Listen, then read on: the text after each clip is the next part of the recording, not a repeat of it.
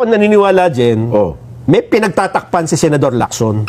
Ang sabi po ng Senador Ping Lacson, nangangamba daw po siya na baka maging circus lamang Yan. ang pag-iimbestiga ng Senado sa mga anomalya, sa mga flood control projects kapag pinayagang humarap sa pagdinig ang 18 nagpakilalang dating mga marine sundalo. O, yan ibig sabihin natin. Meron ka nagkaagad judgment. Ano pa? Ito yung mga dati manong sundalo na naglahad daw po ng nalalaman umano nila kaugnay sa paghahatid ng mali-malitang pera sa iba't ibang mga personalidad. Ayon po kay Senador Lacson, hindi ka panipaniwala ang mga istorya ng mga nagpakilalang sundalo. Sabi ng ombudsman, totoo yun eh. Pwede magsabunutan kayo ng ombudsman. Dahil dito, nagpasimula si Senador Lacson ng paunang pagsilip sa background ng mga ito. Ganyan din ang ginawa nyo kay Gutesa. Sa halip na yung Binackground testimonya ang tingnan, yung background ng mga nagsasabi, ang... Di ba? Kaya daw po, ito mga kababayan, nangangamba daw po Senador Ping na baka magamit pa ang Senado bilang plataforma para sa mga istoryang hindi kapanipaniwala sa umpisa pa lamang. Sabi nga ni Ombudsman, totoo yun eh. Hindi ba, Senador? Nako. Nauna na rin pong kinwestiyon ang pagbagsak umano ng 805 billion pesos na cash mula sa mga bangko, mga contractors. Bukod sa napakabigat anya na naturang halaga na ito na tinatayang aabot po sa 805 metric tons, aabutin na niya na mahigit sa 13,000 maleta, 13,000 na maleta ang kinakailangan para dito.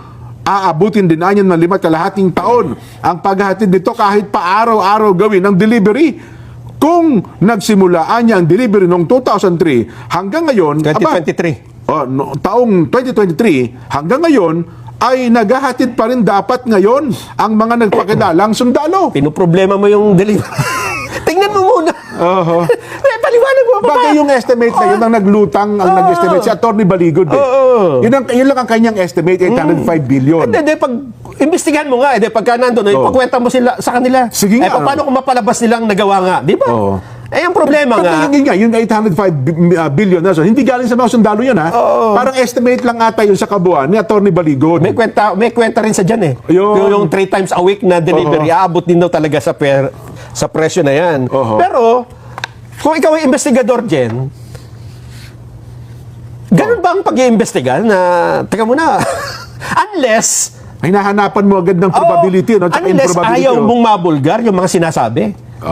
Una, iniisa-isa nga natin, yung sa ICC, kinumpirma ni Ombudsman, Crispin Remulla, sa bahay niya naganap, nandun si Trillanes, andun si General Torre, nandun yung dalawang ICC. Ano doon ang hindi totoo? Kasi kung ito ay gumagawa lang ng kwento, dapat wala yun, di ba? Hindi nila masasabing nangyari ngayon. Then, tsaka kung magagawang circus, ako naniniwala sa mga senador, pwede mo supply, yung gawin dito yan. Ginagawa nyo kaming di ba? Katatawanan dito Unless napakahina nyo mag-imbestiga, di ba? Kasi doon, papalitaw nyo, alin ang hindi totoo, alin ang totoo. Ako naniniwala, Jen, may pinagtatakpan si Senador Lacson.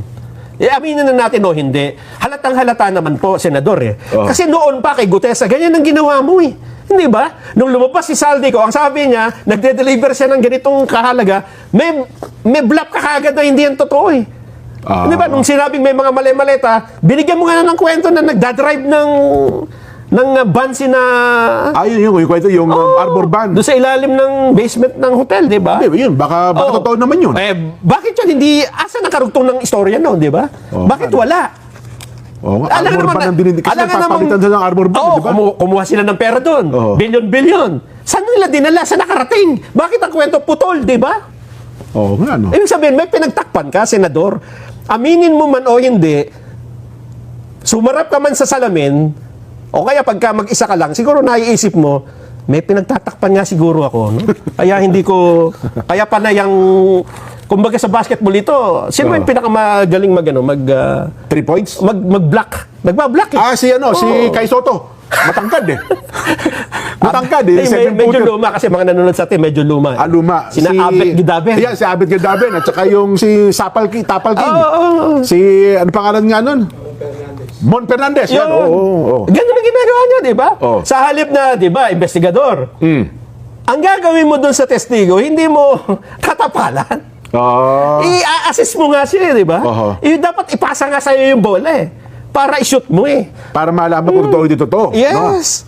Hindi yung hindi pa nga natanong mo na ba, nakaharap mo na ba? Eh bakit hindi pa nga kayo nagkikita? Ayaw mo na kagad makita, di ba? Mabigat ng labanan, no? Oo. Alam mo, Senador, matagal na naging kinilalaki, di ba? Marangal ang pagkakilala sa'yo.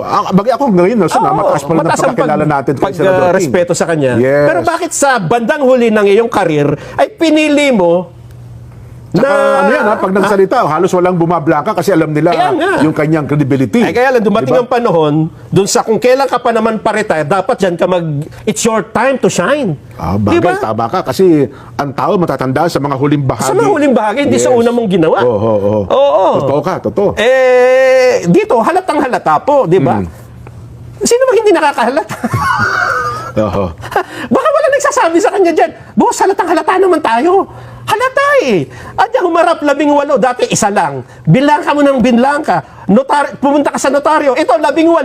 Siguro hindi mo kakayaning i-question ng mga notaryo nito. Kaya ayaw mo makaharap eh, no? Doon na lang tayo umuwi sa computation ng 805 billion. Medyo, doon tayo naghanap na. Harapin mo muna. Natatakot ka ba sa kanila? Na matanong ka nila at matanong mo sila? Matatakot ka ba sa mga isasagot nila at sa ibubulgar pa nila kapag nandyan na sila sa'yo sa harap mo? Hindi ba, Jen? Yun na nga. Hintayin natin. Baka malay mo na, Son. Magbago din ang isip niya. Sige nga. Hindi, pero draft pa lang. Hindi pa matapos. Wala itong pumipirma. Parang walang gusto pumirma ito sa draft resolution. Ito pa, Jen. Ito pa, bago, ha? Ito.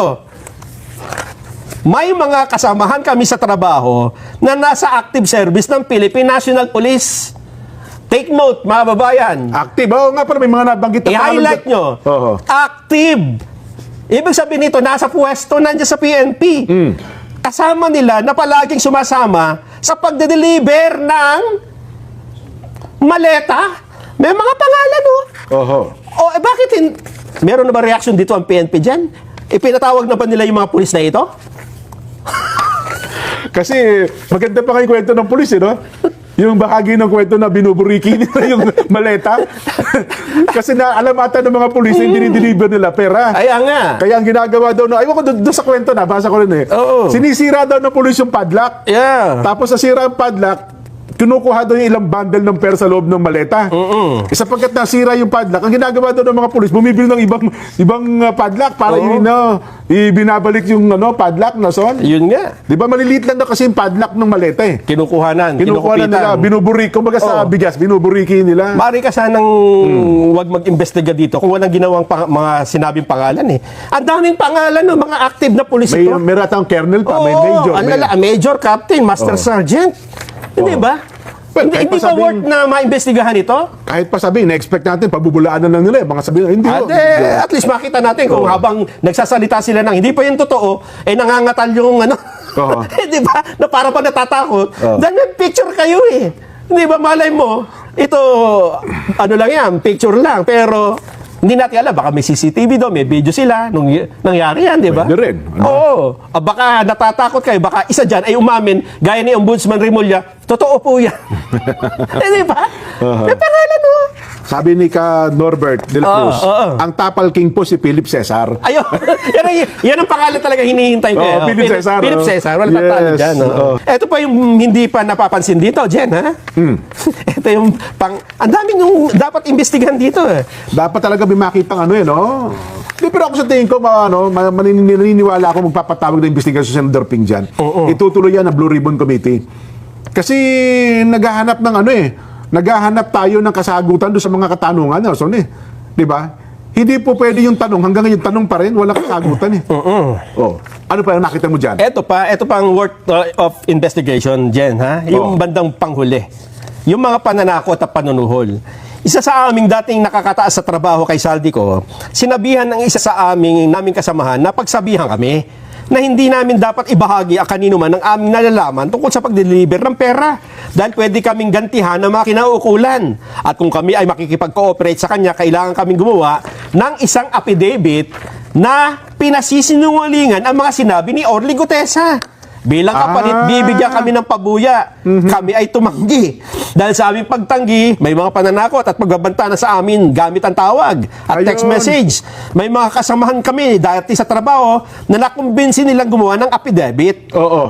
At ito'y ibinahagi sa amin. Nasabi rin nila na binidyohan at nilitratuhan sila habang sila ay pumipirma. Ang halimbawa ng affidavit ay nasa ibaba yan, no?